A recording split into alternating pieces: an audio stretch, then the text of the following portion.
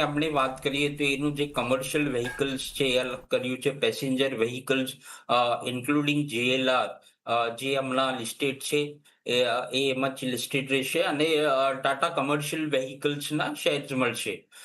અગર Tata commercial વ્હીકલ્સની comparison આપણે Ashok Layland સાથે કરીએ તો જે સ્ટેન્ડ અલોન અશોક લેલેન્ડ છે એથી નંબર્સમાં બે ગણું છે ટાટા કમર્શિયલ વ્હીકલ્સ.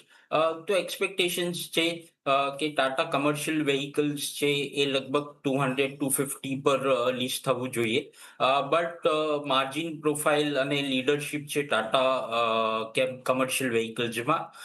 તો મારું વ્યૂ રહેશે કે ટાટા કમર્શિયલ વ્હીકલ્સ જ્યારે બી લિસ્ટિંગ થાય છે, અગર 200 યા એનાથી નીચેમાં લિસ્ટિંગ થાય છે તો લોંગર ટર્મ માટે એક્યુમ્યુલેટ કરવું જોઈએ.